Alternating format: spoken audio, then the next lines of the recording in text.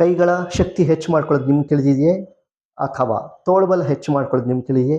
ಬನ್ನಿ ಇವತ್ತು ಆ ಪ್ರಯತ್ನ ಮಾಡೋಣ. ಮೊದಲಿಗೆ ಎರಡು ಪಾದ ಸ್ವಲ್ಪ ಅಂತರದಲ್ಲಿ ಇಟ್ಕೊಳ್ತೀವಿ. ನಿಧಾನವಾಗಿ ಎರಡೂ ಕೈಗಳನ್ನ ಮುಂದೆ ಚಾಚ್ತೀವಿ.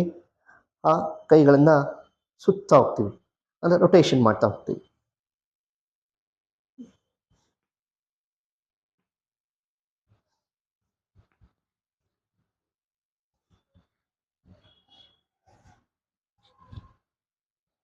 ಮುಂದೆ 10 ಸುತ್ತು, ಹಿಂದೆ 10 ಸುತ್ತು ಸುತ್ತಿಸ್ಬೇಕು.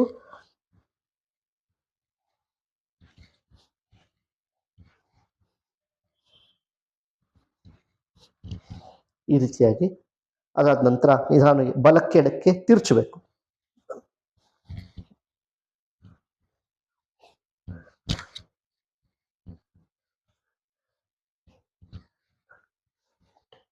ಅದಾದ ನಂತರ ಎರಡೂ ಹಸ್ತವನ್ನು ಕಪ್ ಶೇಪಲ್ಲಿ ಇಟ್ಕೊಂಡು ಭುಜದ ಮೇಲೆ ಇಟ್ಕೊಳ್ಬೇಕು. ಗಮನಿಸಿ, ಮುಂದಕ್ಕೆ 10 ಸುತ್ತು, ಹಿಂದಕ್ಕೆ 10 ತಿರ್ಚ್ತಾ ಹೋಗಬೇಕು.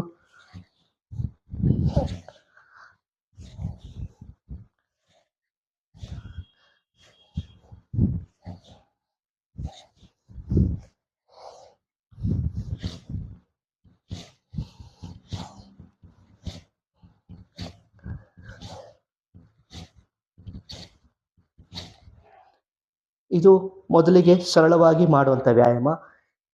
ಈ ವ್ಯಾಯಾಮದಿಂದ ಮೊದಲಿಗೆ ಕೈಗಳ ಶಕ್ತಿ, ಭುಜದ ಶಕ್ತಿ ಮತ್ತು ತೋಳಿನ ಶಕ್ತಿ ಹೆಚ್ಚಾಗುತ್ತಾ ಹೋಗ್ತದೆ. ಮುಂದೆ ಮುಂದೆ ನಾವು ಇದೇ ಪ್ರಯತ್ನ ಮುಂದುವರ್ಸೋಣ. ಕೈ ಶಕ್ತಿ, ಮೊದಲಿಗೆ ಕೈಗಳ ಶಕ್ತಿ ಅಥವಾ ತೋಳು ಬಲವನ್ನು ಹೆಚ್ಚು ಮಾಡ್ಕೊಳ್ಳೋದು ಹೇಗೆ ನೋಡ್ಕೊಳ್ತಾ ಬರೋಣ. ನಮಸ್ಕಾರ, ನಾನು ಪ್ರಭಾಕರ್ ಶರ್ಮಾ, ಯೋಗ ಮಹೇಶ್ವರ ಯುವ ಚಾನಲ್.